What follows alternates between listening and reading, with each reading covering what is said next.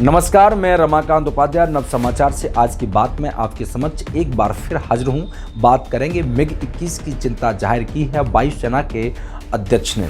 भारतीय वायुसेना के एक मिग-21 विमान मध्य भारत के एक एयरबेस पर लड़ाकू प्रशिक्षण मिशन के दौरान हादसे का शिकार हो गया। इस दुर्घटना में IAF के ग्रुप कैप्टन एक गुप्ता शहीद हो गए। वायुसेना के जांच के आदेश दिए हैं कि मिग-21 हादसे ने एक बार फिर विमान गुणवत्ता पर सवाल खड़े किए हैं। वायुसेना के पूर्व प्रमुख BS धनोआ ने मिग-21 विमानों के इस्तेमाल को लेकर जो चिंता व्यक्त की थी, उससे यह साफ है कि ये विमान अब किसी भी रूप में सुरक्षित नहीं रह गए हैं। इसीलिए उन्हें एक कहना पड़ा था कि इतनी पुरानी तो हम कार भी नहीं चलाते हैं जितने पुराने मिग विमान उड़ा रहे हैं।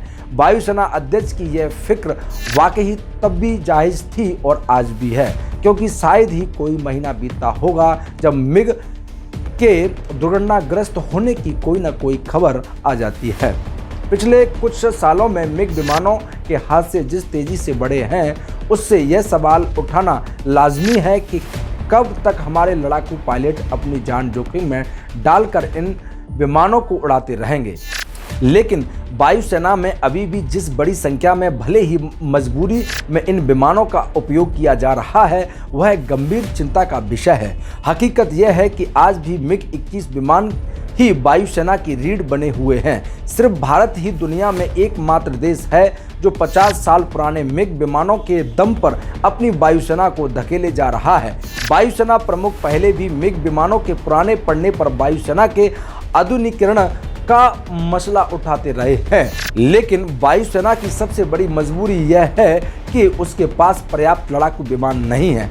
ऐसे में मिग विमानों से ही काम चलाना पड़ रहा है, चाहे पायलटों का प्रशिक्षण हो या फिर सैन्य अभियान। पिछले कुछ सालों में हुए मिग हादसों में भारत ने कई जाबाज पायलटों का खोया है। पिछले 4 दशकों में 500 से ज़्यादा मिग विमान दुर्घटनाग्रस्त हो चुके हैं और 200 से ज़्यादा पायलट मारे जा चुके हैं। पायलटों का मारा जाना वायुसेना के लिए मिग खोने से भी ज़्यादा बड़ा नुकसान होता है। हालांकि वायुसेना के प्रमुख कह चुके हैं कि राइफल विमान मिलने के बाद मिग विमानों को चरणबद्ध तरीके से हटाया जाएगा। राइफल विमान को खेप भारत को मिलनी शुरू हो गई है। अगले 3 साल में 36 राइफल विमान भारतीय वायुसेना के बेड़े में होंगे।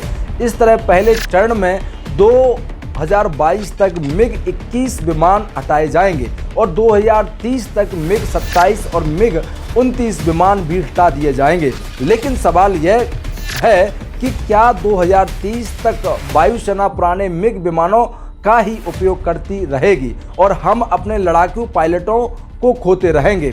अभी वायुसेना को युद्धक विमानों के 42 बेड़ों स्क्वाड्रन की ज़रूरत है, जबकि उसके पास सिर्फ 31 बेड़े ही हैं और वे भी पुराने विमानों के।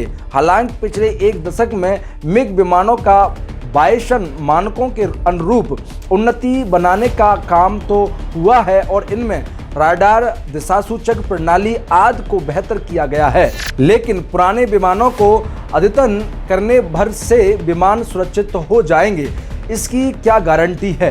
रक्षा विशेषज्ञ भी मिग विमानों की उन्नत बनाकर काम में लेने पर इसीलिए चिंता जताते रहे हैं कि विमानों की भी एक उम्र होती है और उसके बाद वे काम लायक नहीं रह जाते हैं। ऐसे में वायुसेना अध्यक्ष का यह कहना है कि इतनी पुरानी तो कार भी हम नहीं चलाते हैं जितने पुराने हम विमान उड़ा रहे हैं। क्या यह गलत है? मैं फिर आपको मिलूंगा एक नए विषय, नए मुद्दे के साथ। देखते रहिए नव समाचार। नव समाचार बेबाक खबर हर समय। धन्यवाद।